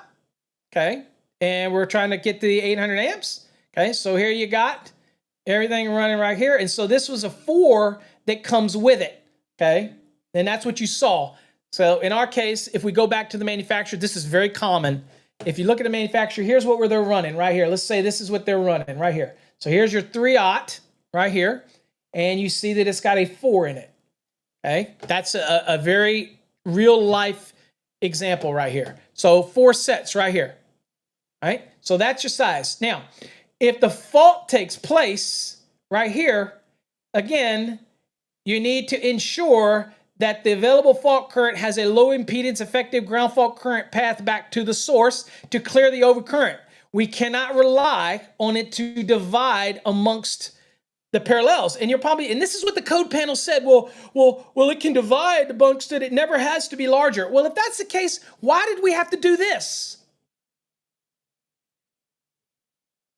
I know I'm going down this rabbit hole, but you see why I get so passionate about these things? And why I tried to talk to the code panel and say, guys, do you really realize what you're doing? There's literature out there. There's swords, Augusta swords. And I even said that in the recording of the meeting. I said to everybody during the code panel hearing, I said to the guys that were pushing for this, I said, do y'all realize that y'all are saying that Augusta swords was wrong? The man who literally helped write the book on grounding and bonding. You're saying that he was wrong. The man has been a renowned expert, was an expert, wrote the book on these type of things. And you're now out of the blue with no data, no research, no documentation. You're supposed to look at me and say, well, Paul, it's just pure physics. Wait a minute. If it's just pure physics, and it's been that way forever, then why the hell is this a requirement? Why can't I just take these 4s and add them up and use them in parallel just like I do the ungrounded conductors? Come on, smarty pants. I said that to the code panel. I said, well, come on. If we're connecting the equipment grounds in parallel, why don't we just add the circular mills of all of the 4s and that's fine? They said, well, no, because the current may not divide evenly because there might be impedance involved. And I'm like, bingo, bingo. The whole reason you have this requirement is because we want to make sure that we're not relying on these smaller equipment grounds to clear this 800 amp device. This is why this whole rule come into play. But it went on deaf ears. And so 2026, it's just a wing and a prayer, and I pray that people don't get hurt. But you can't look at me at a code meeting and go, Paul, it's just physics. No, it's not just physics. All of these hot conductors have things interjected into them that create impedance, like overcurrent devices, okay? Pieces of equipment it may pass through, things like that. We're required by the code to construct a low impedance effective ground fault current path. we're not allowed to parallel equipment grounds and use the summation of all of those conductors to help in the clearing of the overcurrent device. But yet we're allowed to do that with the ungrounded and grounded conductors to get more current, because we believe the current will divide. But for some reason, we don't believe that the fault current will divide evenly amongst those paths. Thus, we require us to put in a single, large, full-sized equipment ground so that we can clear this 800 amp. Do y'all see the fallacy? But they would not listen. Also, guys, I wrote 2 articles on this, 2 blogs over on our website. If you're interested in this and you want to read it, and you want to dig deeper in my concepts of what took place, go read those blogs. They're over on our website. Just click on blog, or you can do it from your mobile app. It's an interesting read and explains it. I just don't get it. I don't get why they did that. All right, so feeders, 250.122G for feeders. Let me get my thing back here on the page real quick. Where are we at? Okay, for feeders. Okay, it says the equipment grounding conductors installed with feeder taps, and we're talking about this in here, right? So this right here is bonded. Everything's fine. It's connected to this gutter. This is fine, right? Okay, so this happens to be PVC, right? And we got to bond this to this, right? So we're extending this down. So it says equipment grounding conductors installed with feeder taps are not permitted to be smaller than shown in table 250.120 based on the rating of the overcurrent device ahead of the feeder on the supply side ahead of the tap, but are not required to be larger than the tap conductors. So this conductor right here, if you don't want to do the math, you're the engineer who doesn't want to mess with the math, then make the EGC the same size as your feeder tap conductors, assuming you followed all the tap rules and you understand 240.21b for feeder taps, assuming you do. If not, we have a great video over on Fast Tracks Tube about feeder taps, that type of thing. But again, it doesn't have to be larger than the feeder tap conductors themselves. But in no case, right, can it be smaller than what will be required here at the overcurrent protection device? Now, why is this important? Okay. Well, because this right here is large. This is a 400. But these tap conductors may be smaller. So if you didn't have this allowance, then this equipment grounding conductor could be huge based on this. The reason it's written like this is because you may have a smaller feeder. Okay. So again, has to be based on 250.122. So it can't be smaller than that. But it's not required to be larger than the feeder tap conductors. Okay, so it's a way to protect it. Whether you have small conductors, then the overcurrent device will rule the day. If you have a larger overcurrent device, you have smaller tap conductors, then the smaller tap conductors rule the day. Okay, as those smaller tap conductors, based on the tap rules, are going to only allow so much current anyway. Okay. And so again, you're going to have to terminate them into an overcurrent protected device. It's going to limit the load and limit the current anyway, based on the tap conductor rules. So again, it all takes care of itself, if you will. Okay. All right. I'm not going to get into these types of things in today's episode. We really wanted to end it on equipment grounded conductors. And those are the nuts and bolts of equipment grounded conductor sizing. I know it's a lot of info. I encourage you to go back and rewatch it. If you have any questions, please go to paulabernathy.com. You're more than happy to submit some questions. Let's see. Tom did have a question here. Constructively, how would you size an EGC in parallel installation under 2026? I assume, I'm sorry, Tom. I got to put it back up. I assume you continue to size per 25120 until you reach the size you ungrounded. Absolutely correct, Tom. So in the 2026, it's basically, here's what's messed up about this, Tom. Here's what's messed up. If I have a 4,000 amp gear that I'm supplying, feeder to some gear, typically I would size the equipment grounding connector based on the 4,000 amp overcurrent protected device that's feeding, let's say, a downstream feeder switchgear. In the past, the equipment ground would be in each set. Obviously, you're going to run multiple sets for 4,000 amps. It would be full size based on the 4,000 amps in each raceway. Now, some savvy engineers do it in rigid so that they don't have to put a wire type in there, but we're assuming wire type. So it would be full sized. Under the 2026 proposed that if I have multiple sets, then the equipment grounding conductor, instead of it being based on the overcurrent full size in each raceway, it's now, you start out that way, but at no point does it have to be larger than the largest ungrounded conductor in the individual raceways. So if I have 5 sets of 500 kc mil, and let's just say for craps and giggles, up to the 2023, let's say that the EGC would have been 600 kc mil. Just saying. It's larger than the 500s in each raceway. Okay? And you're saying, well, that was never the intent. No, that's not true. If it was run in parallel, what did 250.122a said? It says it never has to be larger than the circuit conductors. If I have 5 sets, all of the A's act as one circuit conductor because they're running parallel and they connect together at each end. All of the B's are the other circuit conductor and all of the C's are the other circuit conductors. So effectively, I have 3 circuit conductors plus a neutral if I have a neutral, right? Those are your circuit conductors because the parallels act as one conductor, right? You get me? They act as one. Just like a stranded conductor acts as one conductor. So that's what it meant. And so it meant that the EGC never had to be larger than the circuit conductor. And if I had 5 sets of 500 kc mils, then that was 2,500,000. So the EGC never had to be larger than that. But it meant that it could be larger than the 500s that's in the raceway.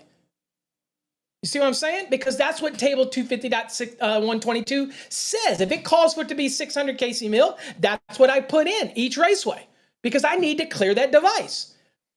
Under the 2026, it's saying, look, the more sets you do to get the more ampacity, the more sets you run, the hot conductors get smaller because you're paralleling them out, right? That's the whole reason we parallel, to get smaller conductors.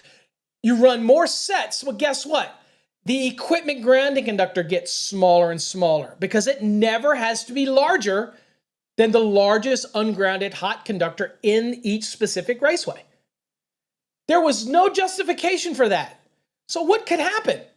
That means that normally I might need a 600 kc mil, let's just throw a number out there, to clear a 4,000 amp or 5,000 amp overcurrent device.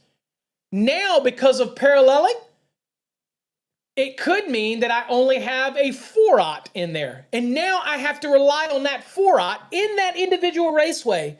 If there's a ground fault right there, I have to rely on that to quickly clear that 5,000 amp overcurrent device. We've never done that for decades. And so the code panel's justification for this was, well, it's physics, Paul. If we're allowing the ungrounded hot conductor to be able to clear an overcurrent device, then why does the equipment grounds have to be larger? What they don't understand is it's about the clearing time. It's about clearing it very quickly. It's about the fact that we're required to construct a low impedance effective ground fault current path and not rely on a smaller conductor to do that. In an overcurrent protected device, we have a short circuit. A short circuit allows for a ramp up of energy, okay? And then we have evaluations on the trip curves and all this kind of stuff for that in order to clear the overcurrent device. On a ground fault, we have a low impedance effective ground fault current path that we're required to construct that does not have those things interjected into it like overcurrent devices. Okay, anything that adds impedance to the circuit, we're told by the code to construct it a certain way. Now, with ungrounded conductors, you may not have a fault inside of a single raceway on one of the ungrounded conductors that may clear that overcurrent. It may not. And the reason they say, well, that's why we parallel, because it's going to end up evenly distributing amongst all the sets. Folks, they're not run next to each other. They're run apart. You've got reactants, you've got capacitance, you've got all these things that interject impedance or opposition to current flow in order to clear the device. I wanted to clear quicker. That's why we full size the equipment ground, because we don't have that potential for that. Also, we're only as good as the installer. So we're assuming that people install the parallel phases correctly. They're all the same length. Everything, the characteristics are all the same. If I install a full-sized equipment ground conductor in each raceway and I connect it at the end, I can reliably know, and we have for over 100 years, well, yeah, it's getting close to 100 years, we know that a properly sized equipment ground conductor will clear an overcurrent device. But to sit in the middle of the night and submit a public input or submit something at the code panel that was never submitted by anybody, folks. Imagine this. Nothing was submitted to code panel 5 for this change that we're getting in 2026. I thought that goes against the rules. That goes against the rules. That's not what I submitted. It came out of a task group. And their only answer was, it's logic, Paul. It's physics. Doesn't work like that. And that's why I'm so disgusted with the way that some of the code panels are going. I love code panel 5. I love the people. Scott's a great chair of the code panel. But this is why we need younger, newer blood in these panels. It's the people that, and Joe Andre, of all people, Joe Andre check this out, folks. Joe Andre is with the Steel Tube Institute. They don't even care about a wire type equipment ground. But even Joe was like, folks, wait a minute. I'm a raceway guy, right? I'm a raceway guy. And y'all are getting ready to F something up right here. Y'all need to stop and think. Wow. It is what it is, folks. And I hope I'm wrong. I pray to God I'm wrong. I hope nobody gets hurt. I hope that circuits work fine. I hope that they were right, and maybe Augusta Soares is wrong, but they're not as smart as Augusta Soares. I can promise you that. So I'm sorry I went down a tangent, guys. I still get passionate about these type of things, and it literally drives me crazy when people try to do something and submit something without any data. I got to see the numbers. Maybe you convince me. Show me the numbers. Show me. And this is easy. Set up a circuit and do a ground fault and show me that it works, right? I just don't like it. I'm a believer that anything that you submit to the code panel, you better bring the goods, right? You better bring the goods. If you can't justify it, quantify it, don't submit something that you just think needs to be changed, that you don't like how it reads or whatever. That's bullshit. If you want to get the code changed, bring the goods. Make a good public input. Don't be submitting this crap like some of these guys submit stuff like, for example, what was it? The one guy submitted crap about, what was it that outlets, trying to change the definition of an outlet, right? We know what an outlet is. It's a point in the system where we take power. It's a moving thing, not a receptacle. That's a device. But there are people that tried to get things like the definition of outlet changed, and they don't justify it at all. They just submit this shit to bloviate. They just want to see their name in the code, public inputs. There's people that submit stuff that are just bullshit that don't need to be submitted, but they do it anyway because they like to see their name in print. Enough of that. Let's give away some stuff, okay? All right, let's give away a couple things, and then I'm going to let you folks go. I'm sorry I went on a tangent today. I just get into it. I still, after this many years, I get excited. So,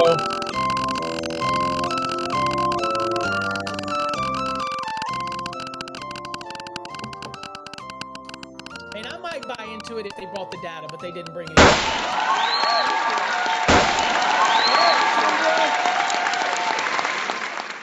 Kendra Poser, you're not going to be posering today. You're going to get registered for the NFC card.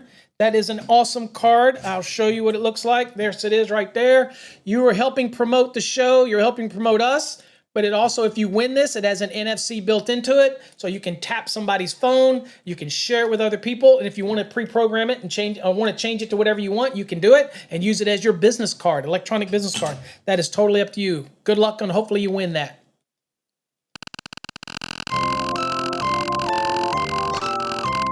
I went very long today, folks, but I wanted to end this equipment ground. I didn't want to have another episode on equipment grounds. I'm ready to move on to something else.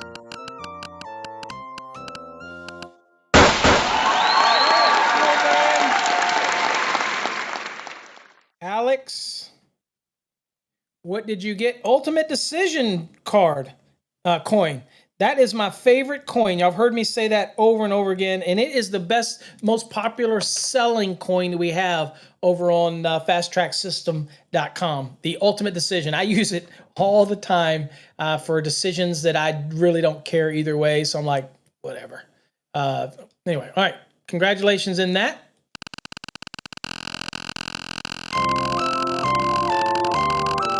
See what else we got.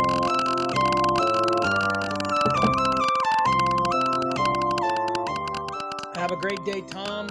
Fernando, thank you for joining us.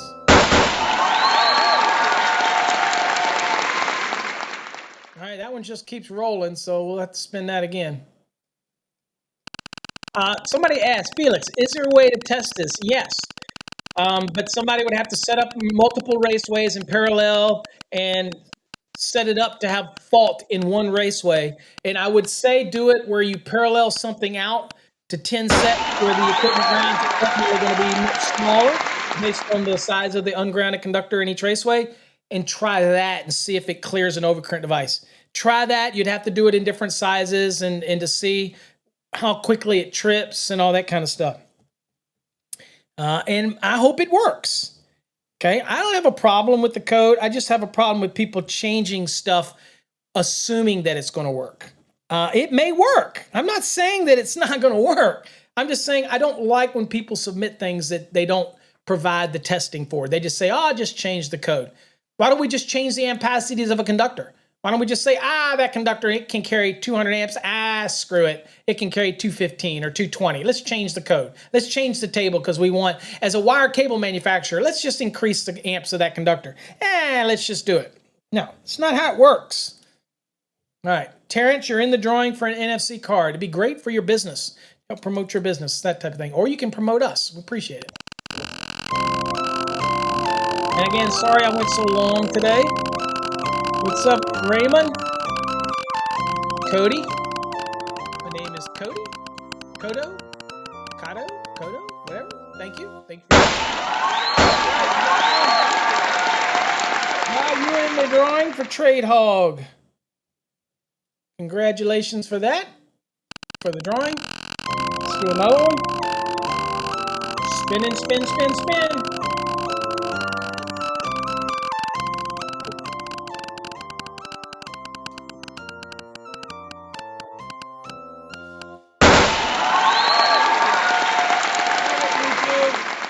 I don't know if you already have Fast Tracks Tube, but if you don't, Fast Tracks Tube, how you get Fast Tracks Tube, it is easy. Just go to fasttrackstube.com and you can sign up for a free account and then let us know, and we will most certainly elevate you for that. And again, that would be right there. Just go to Fast Tracks Tube and there you go. fasttrackstube.com. Register for your free account. All right, folks, that's it for today. I thank you all for joining me, and I appreciate you all coming. Tomorrow we'll start a new topic. Tomorrow we're probably going to do some exam prep questions to have like a fresh break between a lesson, and then we'll start over again on a lesson. So tomorrow we're probably just going to do exam prep. So bring your code book, and we'll do exam prep lookup, and we'll do dissecting of some questions and those type of things. And I'll try to find some new questions we haven't looked at before, and it kind of gets you some fresh meat in there. Again, so appreciate you all. Again, the replay comes at 5 o'clock every day if you want to rewatch the replay. Appreciate you. And remember, all this is sponsored by Trade Hog. Just go to tradehog.net. Try it out. Ask the Trade Hog any technical question you want.